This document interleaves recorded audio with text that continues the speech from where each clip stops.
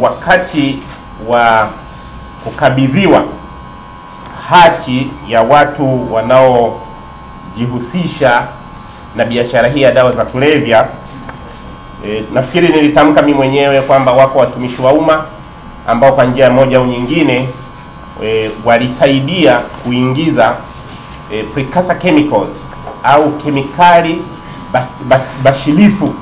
Kemikali bashirifu huwa zinatumika kutengenezea dawa ya kulevya inaitwa heroin.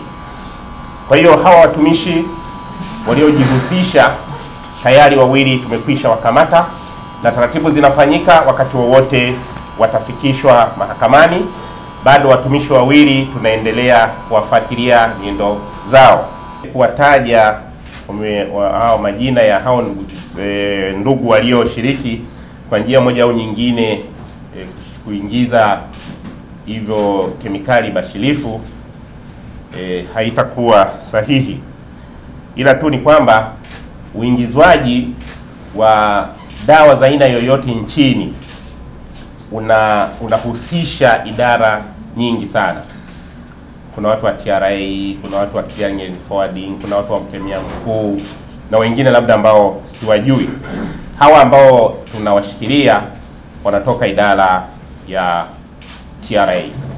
Pamoja na hatua hiyo tuliyoifanya hapa jiji la Dar es Salaam, bado mikoa ya Tanzania bara yote kwa kiwango kikubwa imefanya operation mbalimbali na imeonyesha mafanikio makubwa, hasa katika kubaini na kuteketeza mashamba ya madawa ya kulevya aina ya bangi na mirungi.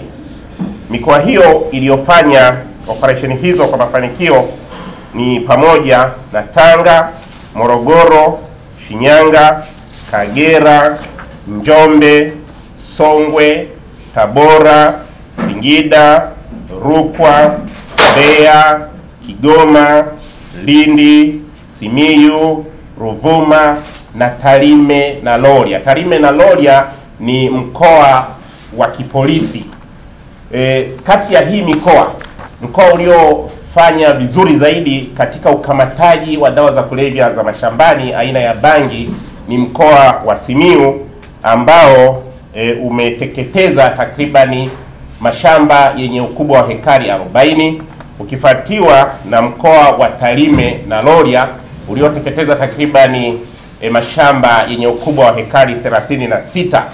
Na kwa dawa za viwandani, mkoa uliofanikiwa kukamata dawa za kulevya nyingi kuliko mikoa mingine ni mkoa wa Lindi. Uliweza kukamata kete 50 na gramu kama 40 ambazo tayari zimeshafanyiwa utaratibu wa kuletwa kwa mkemia mkuu na watuhumiwa wanaendelea hojiwa. Kwa ujumla wake watuhumiwa waliokamatwa ni wengi. Kwa sababu ya operation mnyambuliko wake tunaomba tuhifadhi, kwa sababu atakapokuwa anafikishwa mahakamani itakuwa kwenye nafasi nzuri ya wenzetu walioko kwenye maeneo husika kuweza kujua wangapi wamefika mahakamani. Orodha ya kwanza, orodha ya pili, utajwaji na kutotajwa, yote ni mifumo ya uhakikishaji kwamba makosa haya yanayosumbua mitaani hayaendelei kusumbua tena. Yako makosa yaliyo wazi na yako makosa yaliyojificha. Kwa hiyo yaliyo wazi utajua yalikuwa kwenye hatua ipi, na yaliyojificha yao kwenye hatua ipi na yanafuatiliwa kwa mfumo upi. Swali jingine nimehusuje endelezo lake? Kuripoti. Nakushukuru sana. Kwa ujumla wake mamlaka ya kuzuia na kupambana na dawa za kulevya imetangazwa siku 4-5 zilizopita. Pamoja na kutangazwa, bado mamlaka za kuzuia na kupambana na makosa ya aina yote nchini yako kwenye vyombo vya ulinzi na usalama, na hasa jeshi letu la polisi. Kwa hiyo kuripoti polisi na kutoripoti hapa sidhani kama ni kitu cha kutufanya tushangae. Nakushukuru sana. La kwanza la kutaja kutokutaja. vita vina mifumo mbalimbali ya upiganwaji.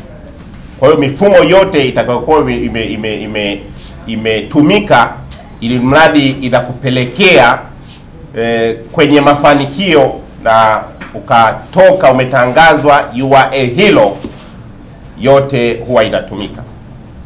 La pili ni swala la watumiaji. Nadhani umeliuliza kwa sababu tu ya mheshimiwa si nani Manji, lakini na imani tukifanya ufuatiliaji wa nyuma, mateja wengi sana wamepelekwa mahakamani. Kwa hiyo sio Manji tu, kwa sababu Manji kafikishwa mahakamani.